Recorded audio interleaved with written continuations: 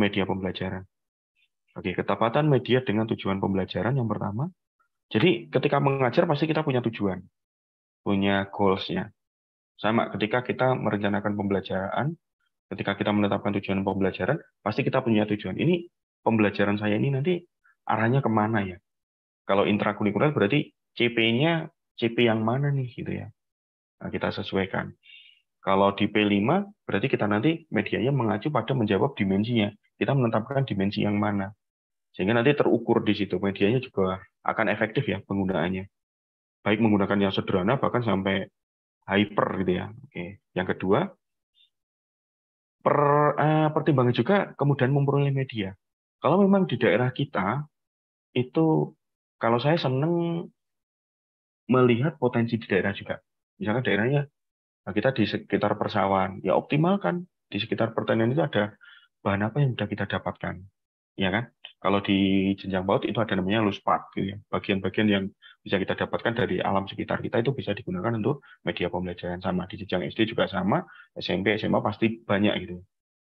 Yang ketiga, kira-kira pendidik nanti mengalami kesulitan nggak?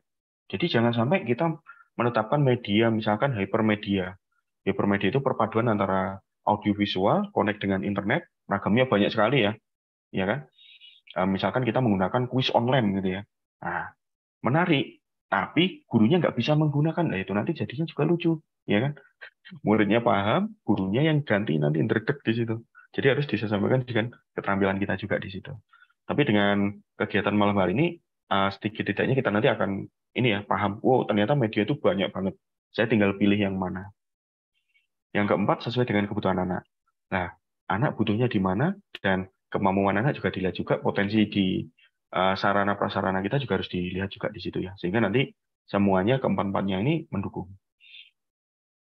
Ini saya belajar dari gamification, itu lingkungan yang disukai pembelajaran. Yang pertama itu anak suka pada tantangan.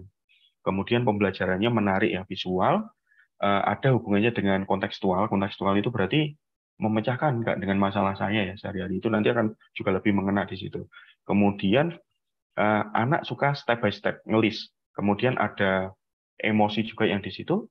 Jadi di akhir sesi nggak apa-apa sih sebenarnya di akhir ketika kita setelah melaksanakan pembelajaran nggak apa-apa kita coba tanya anak-anak kita setelah main ini gimana perasaanmu gitu ya, setelah belajar hari ini bagaimana perasaanmu, itu adalah salah satu alat juga untuk mengontrol. Semakin emosinya dia nanti senang ya kan, itu nanti akan semakin juga materi yang kita sampaikan itu mudah diingat dia. Kemudian berupa cerita, kemudian ringkas, kemudian juga membandingkan di situ. Ini adalah lingkungan-lingkungan yang disukai pembelajar.